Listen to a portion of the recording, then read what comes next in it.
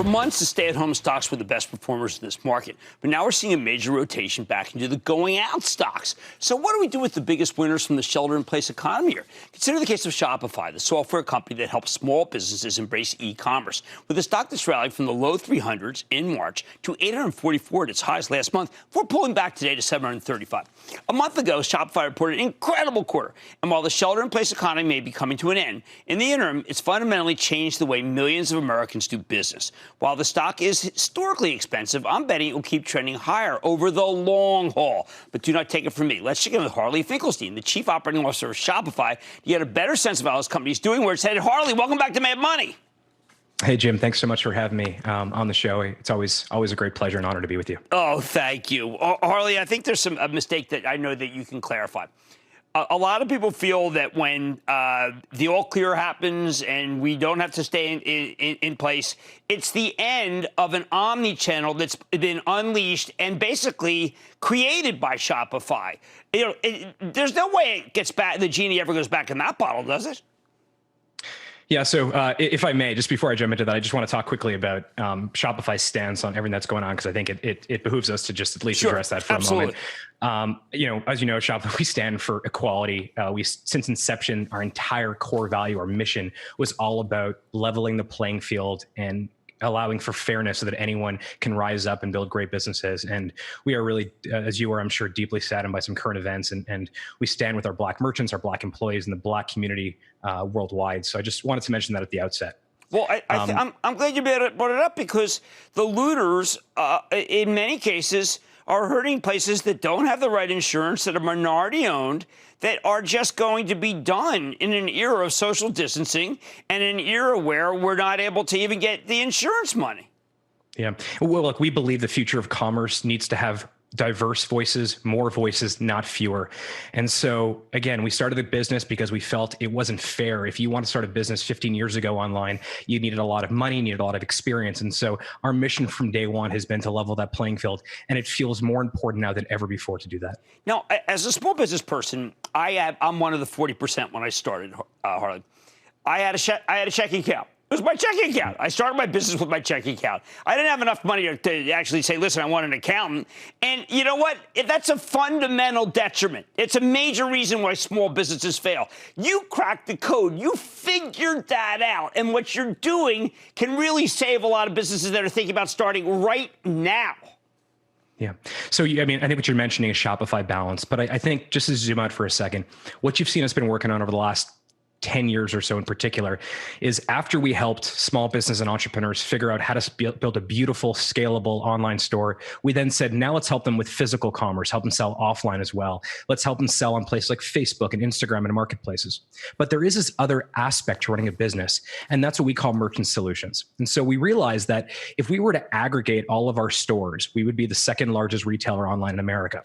And that gives us incredible economies of scale that we can go and negotiate on behalf of these small businesses. So we first started with Shopify Payments and made sure that people were able to accept credit cards at affordable rates in a very easy to use fashion. We then went to things like capital, because we felt that, frankly, it was really difficult for small businesses to get capital, to get money from a bank, fulfillment and shipping.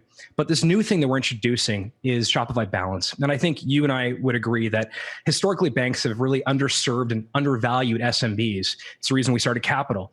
And so we're offering this new product called Shopify Balance, really to give merchants access to critical money management tools, whether they need to manage their cash flow, whether they need to reconcile things like their payments from various channels, and where they can get paid to a bank account very quickly to manage day-to-day operations.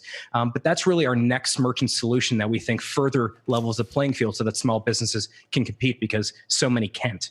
Well, I checked in with Mark Zuckerberg about it because of your partnership, and he was saying he's, of course, incredibly excited about it, but that you guys have worked together, but that what you're trying to do with Balance, with things like this, are what makes it so that when they do the Facebook shops, they are powered by a company that is the second largest merchant. The partnership seems like an actual real one, not just for show. It really is. So we've been working with Facebook on commerce and commerce tools since since the beginning, since they started thinking about commerce. And we're really excited about Facebook Shops. Facebook Shops will allow these free tools to help merchants create a very customizable digital storefront on Facebook and, of course, Instagram. And it's one more place for merchants to connect with buyers. And I think the partnership, as you mentioned, really shows that the tech industry can come together to help businesses at a very critical time. But that is one more place where small businesses can connect with consumers and they can make more sales. Now, again, more channels equal more sales, but it does increase the complexity. And that creates more value for Shopify, which simplifies all of that into a single centralized retail operating system. I got to emphasize again, I don't think people get it, how theoretically dangerous it is. Theoretically, to lend these companies money, basically you're giving them money. And I read somewhere where someone said, well, they don't even know they're giving to. And I said, no, I think this guy Harley, I think he knows a photographic memory for a lot of the shops. How many of them do you know personally? A lot of them even have my cell phone number, and I get daily updates. I've actually posted a few of them on social media telling me how they're not only surviving COVID and the global pandemic, but some of them are actually thriving. But you're absolutely right. We've now given out more than $1 billion worth of cash advances and loans to small businesses. And again, these are not people and not businesses that could just simply go to a bank. And so they're using it for inventory and for marketing, and they're building their business. And when COVID first hit, in that first week or two, we actually deployed an additional $200 million of cash advances and loans for these small businesses. We created gift card capabilities for merchants that didn't, more service type businesses. We created local in-store pickup and curbside pickup. We created an email, Shopify email, which is free until October. And then we created a 90-day trial so that anyone who needed to pivot their business very quickly was able to do so with Shopify. And we did that within the first couple of weeks of COVID hitting. So we've felt that, again, that mission of making commerce better for everyone and helping entrepreneurs feels now more important than ever before. Well, I'm so glad you said that. I mean, you really do. People say, how did they get that up so fast? How did they get that store up? They got that store up because of this man and his team. And his team, by the way, he does not, it's always about the team. It's never about the man or the woman. That's how good these guys are. That's Shopify COO Harley Finkelstein. It's a remarkable company, and it's also a darn good stock. Mad Money's back after the break. Don't miss a second of Mad Money. Follow @Jim Cramer on Twitter. Have a question? Tweet Cramer. #MadTweets. Send Jim an email to madmoney@cnbc.com or give us a call at 1-800-743-CNBC. Miss something? Head to madmoney.cnbc.com.